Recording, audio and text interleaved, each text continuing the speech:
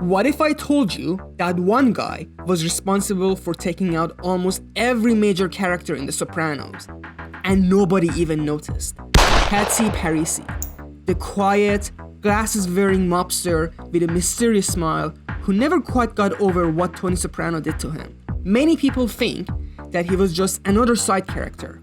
However, in this video, I'm going to prove to you that not only he was more than just another soldier in the Sopranos family, but in fact, he was the biggest villain in the show. On the surface, Patsy is just another maid guy who has the task of accounting in the crew. However, throughout the show, he's often involved with other type of tasks and missions. One of the most memorable ones, which is my favorite scene in all of the show, was when he was tasked by Tony Soprano to deliver a message to his ex-guma Gloria. Here's some standard operating procedure. Stay the fuck away from Tony Soprano. Shut the fuck up and listen. It's over. Capiche? I love this scene because it clearly shows that behind Patsy's calm demeanor and glasses, there is this violence and brutality that makes him so much scarier than guys like Richie or Mikey, who are always acting tough and crazy to seem stronger than they are. Of course, you have to give credit to Dan Grimaldi for his superb acting and the aura he brings to this role. Apparently, he was only cast to play Philly Spoons, but when David Chase, the creator of The Sopranos, saw his acting, he got so intrigued by him that he created the role of Patsy Parisi, the twin brother of Phil, just for him so he could keep him longer on the show. Of course, Patsy is in the lineup of people who fans have speculated for years that were behind Tony's death. People like Holly, Butchie, Eugene Zvido, and the Russians. In season 2, Tony ordered a soldier in his uncle's crew named Gigi to take out Patsy's twin brother, Philly Spoons, who also was in the same crew. At the time, Tony's Uncle June's crew was in shambles due to the events of season 1. Philly Spoons was spreading rumors that Tony wanted his mother whacked and that he was seeing a psychiatrist, which are both big no-nos in the mob. It's not mentioned that often, but Spoons was doing this to make a Machiavellian move against Tony and take control of the family. Because in that crew, after Uncle June's incarceration and all the other top guys there being whacked, he was in line for the power grab. Gigi manages to whack Spoons with the help of Paulie, and after that, he gets accepted into Tony's crew and even becomes a captain. This clearly shows a motive on the part of Patsy to have Tony whacked at the end of season 6. Still, many people believe that Patsy was not involved in the hit on Tony. First and foremost, there is this line from Gigi where he goes, I mean, make no mistake, part of this guy loves you. Also, in season 3, when he drunkenly entered Tony's patio and aimed his gun at him, instead of shooting him right then and there, he instead took a piss in his pool. Furthermore, he never killed Gigi. Instead, Gigi died taking a shit. The guy never found out or didn't even care that his twin brother's killer was roaming freely. However, this is my counter-argument to each of these points. Patsy came from Junior's crew, where every other guy was getting whacked there, like a game of whack-a-mole. What other choices does Patsy have other than loving Tony? Also, imagine if Patsy did pull the trigger on Tony instead of pissing in his pool. At the time in the story, there weren't many people out there who had any serious problems with Tony. Richie and Pussy were in Bermuda Triangle, and Uncle June was under house arrest with his whole crew gone. Also, all of the situations with New York and the Russians haven't gone down there at that point. If anything happened to Tony, everyone would know it was done by the guy who Tony had his brother whacked. This is a very important point that I will get back to later on in the video, by the way. The truth is, I have reasons to believe that Patsy was directly behind the death of many important people in the show. Let's start off with the killer of Patsy Parisi's twin brother. Let's start off by Gigi. Of course, there is a scene where the whole family is having lunch and Patsy is extra gloomy because it is dead twin's brother's birthday. At the end of the scene, Patsy is giving Gigi some serious side eyes, giving him the whole Manson lamps, so to speak. And it is clear that Patsy knows it was Gigi who killed his brother. Like, he was a complete dumbass if he didn't realize that by that point. Like, what?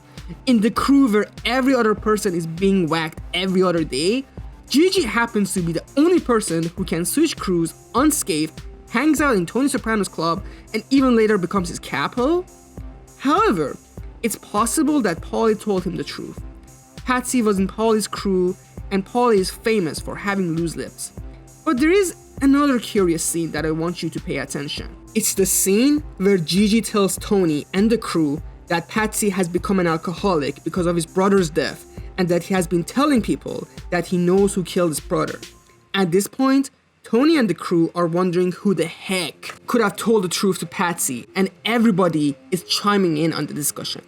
Everybody except for one person, Silvio. He's just right there watching his golf program.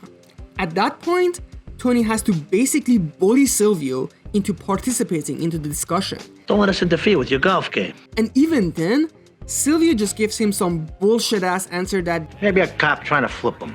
Getting them worked up with theories. first and foremost, cops are such a non-entity in the world of The Sopranos. The same theory came up during the Jeannie Sack situation, and Tony blatantly expressed how much of a stupid theory this is. What if Vesuvio's bugged and the fucking feds told Johnny? Second of all, the feds want there's a lot more interesting shit being talked about in there, besides Ginny Sack's fat ass. Honestly, this is such a weird moment in the scene. The camera changes the angle to emphasize how much Silvio is not participating and trying to avoid the conversation. This whole scene becomes more weird with the added context of season 4, where we learn that Silvio suggested to Tony to whack Patsy originally right after they killed his brother. Patsy feels bad. Maybe he was passed over. So what the fuck do you care? Last year you were pushing me to take him out. Considering this was the moment for the smartest character in this show to start to feel a little bit worried about Patsy and suggest that they should whack him. I mean, Patsy is not like Ralphie who brings a lot of money to the family so he keeps getting forgiven. And yet, Silvio barely participates in Patsy's discussion. And I think the reason for this is that Silvio was actually the person who told Patsy. In all honesty, there is no other possible reason for Silvio being so shifty in this scene. But what does Silvio earn from telling Patsy the truth? Well, let's focus on Gigi again. I mean, let's be honest here. There ain't no way, there is no world out there that this guy didn't kill this guy. Why the fuck the show showed us this moment only for Gigi to die of natural causes? But let's specifically focus on the scene where Gigi dies. If you notice, right after Gigi goes to the bathroom, none other than Silvio calls to their place asking for him. It's Silvio Dante on the phone. You want to talk to him? Tell him I'll call him back. Now remember, this is late at night, after the Thanksgiving holiday, when these guys are hanging out purely just to have a friendly card game. Why the fuck is Silvio calling Gigi now? It seems a hell of a lot like Silvio is checking if Gigi has died yet or not. Also, at Gigi's funeral, Silvio was making a lot of weird comments. He remarked how, There are worse ways to go. as if subtly saying to Tony that Gigi could have died in a more violent and obvious way. Silvio also remarked how, That guy in Hollywood, too. Don something. Producer of The Simpsons. funny enough, this is a reference to Don Simpson, the producer of Top Gun and Beverly Hills Cop movies, and not Simpsons, who died the same way as Gigi. Now, in Don Simpson's autopsy, it was discovered that there was a huge amount of drugs in his system. Again, Silvio referencing Don Simpson at this moment is a subtle hint to the audience that Gigi didn't die of a simple heart attack and he was actually drugged. Fucking turkey. It's like spackle in my bowels. Nothing moves. But again, what would Silvio earn from helping Patsy potentially poisoning Gigi? Well, if you remember, right around Gigi's time of death, Tony punched Ralphie in the face over Tracy's death. This whole situation was leading to an all-out war. Silvio suggested to Tony that this situation could be solved if Tony apologized to Ralph by giving him Gigi's position, but Tony refused. Tony eventually had to give Gigi's position to Ralph after Gigi died. It was extremely beneficial for Silvio for Gigi to die because it would help his best friend in the whole world, Tony, to finally make the right decision and save the family from trouble. Not only that, Gigi previously made a horrible decision by giving the Mustang Sally situation to Old Man Bacala to handle. Gigi was supposed to be disbarred from being capo, but Tony refused to do it because doing so would look bad on him. Silvio needed Gigi to go, but he couldn't just put a hit on him and have him gunned down in broad daylight because it would trace back to him when people investigated. No, Gigi's death should be of natural causes in order to draw as little attention as possible. And Silvio couldn't have let just anybody do the hit, because if that person screwed up and got caught, it would draw back to him. So he has the only person in the world who has as much determination and motivation to see Gigi whacked do the hit: Patsy. That way, even if Patsy got caught and confessed that Silvio had him do the hit, it would sound like a lie. In season 4, during the floor tile situation, we explicitly saw Silvio ordering Patsy to steal floor tiles to prove to Tony that Chris didn't have the makings of an acting capo. Why wouldn't Silvio use Patsy again in a similar manner to help Tony manage the family better? Also, Silvio putting a hit on Gigi wouldn't be the last time Silvio going ahead and killing someone without Tony's permission, as seen in him killing Bert in season 6. I mean, just look at Gigi. There ain't no way that this guy died of a heart attack. There's just no fucking way. Silvio tries to make Tony's mind ready about Gigi's quote-unquote natural death by commenting that he has bag under his eyes. But like, what? It's very obvious that Gigi was poisoned. And this is another weird thing about The Sopranos. People kill each other in the loudest, most obvious ways possible. The most thought that these characters put into a murder is ordering it to be done by other people. There is no poisoning, there is no making it look like an accident or a theasus. And speaking of theasus, let's talk about Gloria. As I mentioned, Tony sent Patsy to threaten Gloria so she would leave Tony alone. But the thing is, you take one look at Gloria and it is obvious that this woman is too strong-willed to leave Tony alone or even commit suicide. Furthermore, it was obvious to Patsy that Tony still loved this woman. Otherwise, why send him to intimidate her instead of just whacking her? Gloria's death is so shocking to Tony that it sends him on a downward spiral. And I think that's what Patsy wanted: to inflict upon Tony the exact same pain he went through when his twin brother was killed. He also had to make her death like suicide, so it wouldn't cause Tony to go on a warpath to find her murderer. What'd she say? She did leave a note on her desk. The police took it. Later they told us it was just copy for a classified ad. She was selling her wolf's dog. Another person who I am sure Patsy killed was Carmine Sr. I know this is crazy, but he just died in the same manner as Gigi died. That guy in Hollywood, too. Don something. Producer of The Simpsons. Also, there is this curious scene right after Carmine has his stroke where Tony and Johnny Sack are sitting in a hospital lobby. In this moment, Johnny Sack weirdly brings up the fact again to Tony that he hasn't forgotten that the year before he asked Tony to carry out a hit on Carmine before Tony refused. Now, ask yourself, why the fuck Johnny would bring that up at that moment? By all means, Johnny got everything he wanted without the backlash of him being guilty of a boss's murder. He doesn't take the conversation anywhere, instead complaining that, Boy, imagine if his fucking speech is effective.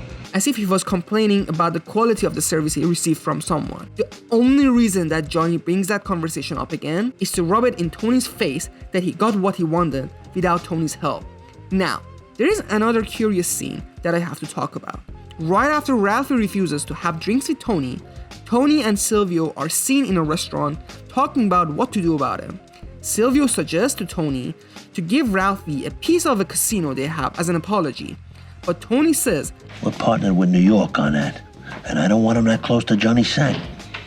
By all means, Tony knows the dangers of his people being that close to a snake like Johnny Sack. Now, my question is, what would happen If Patsy, the person in Sopranos crew with the biggest chip on his shoulder and a vendetta against Tony, as a result of him working on the Splanade project, which was also partly owned by Johnny Sack himself, had the chance of talking with Johnny, and just like Paulie was recruited by him to do his dirty work, Patsy could have bragged to Johnny about how he murdered Gigi right under Tony's nose, and Johnny could have hired him to take out Carmine Sr.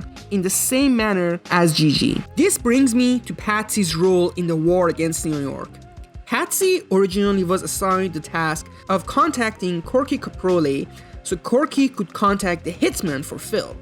However, the hitman mistakenly killed Phil's Guma and her father. Now, Phil himself confessed that he met Phil once. We saw that during Bert and Jerry getting made party. But he also says that he saw Phil with his Guma once. Now, Phil's Guma is nowhere to be seen in this scene. Not only that, you need to remember that this is right around the time that New York was approaching many of the people in New Jersey family and trying to flip them over to their side. Patsy had the duty of supplying the hitman with Phil's correct location, and yet he royally fucked up here. Not only that, when he heard that the victims were talking Ukrainian with each other instead of English, Patsy should have been alarmed instantly that the hit had gone wrong. Instead, he just hung up on Corky instantly. By all means, Phil could have approached Patsy way beforehand and asked him to not only screw up the hit on him, but also ask Patsy to help him assassinate another high-ranking member of the Sopranos family. What's up, demons? It's your boy, Video Gumshoe, and tonight we are joined by my cat, Rex. He just jumped up. Anywho, my original cut for this video. I definitely had made some edits, blurred out some stuff, made so many freaking cuts just to appease the copyright gods. And so in order to check out my original vision for this video, it would be great of you if you could support me on Patreon down here. And also, if you're cool enough, you can, I don't know, check out some of the other links down there. You know, maybe I have some, I don't know, X down there. Maybe I have some, I don't know, I'm pretty new to this stuff. Anywho, I'm gonna let you watch the rest of this video. Thank you so much. I am also certain of Patsy being behind the hit on Silvio. I mean, just look at that scene. Patsy is hurrying Silvio as if he fears that they are late for something. Then they get in the same car with Patsy behind the wheel. Another car pulled in front of them. Patsy, like a complete dumbass, crashes the car, giving the hitman ample opportunity to shoot at them. Now, here's the funny part. There are two hitmen there, right? And both of them are shooting. But for whatever reason, they are only shooting at Silvio. They are not shooting at Patsy, who is behind the wheel. Surely, these guys are smart enough to know that if they shoot at the driver of the car, they can prevent their target from escaping. However, they don't do that. They just shoot at Silvio. And after they are done with him, they finally decide to shoot at Patsy. Also, funny enough, this is the moment that Patsy finally decides to shoot back at them. Even though, unlike Silvio, who for some reason put his gun in his bag in the backseat, has his gun the whole time. And let me remind you, these guys are so close that they can fuck each other. And yet not Patsy and not those two hitmen can manage to put a scratch on the other party. This whole charade ends with Patsy quickly waddling away into the woods. And these two hitmen, instead of chasing him, just drive past the car one more time to make sure Silvio is dead, as if their target was Silvio, instead of Silvio and Patsy. As if Patsy was the person who set up Silvio to be killed in this manner by New York. And finally, we arrive at the $95 million question of The Sopranos show. Who killed Tony? I'm pretty sure you have an idea by now as to who I am going to finger as the person who put a hit on Tony at the show's finale. But for the sake of argument, I'm going to go over each of the other suspects in Tony's death. First and foremost, Eugene's widow, because the suspicious guy at the diner was wearing the members only jacket, just like Eugene, and also because she has the money necessary for the hit inherited from Eugene. This is a dumbass theory. Think about it. Why does Eugene's widow want to spend a huge amount of money she inherited to avenge the greaseball husband that she never cared about, and also potentially make herself the target of both law and the mafia? On top of that, also ask the hitman to dress up just like his husband to signal to Tony and the people around that it was because of Eugene.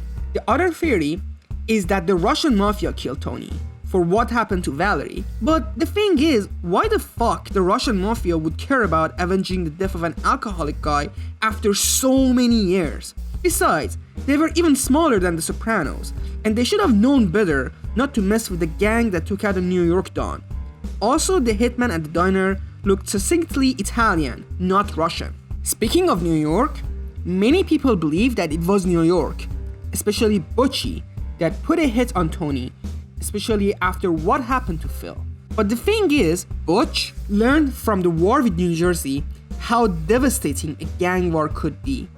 That was the reason that he decided to sit down with Tony in the first place, just for him to throw himself into the gauntlet after all the thing that happened would be insane.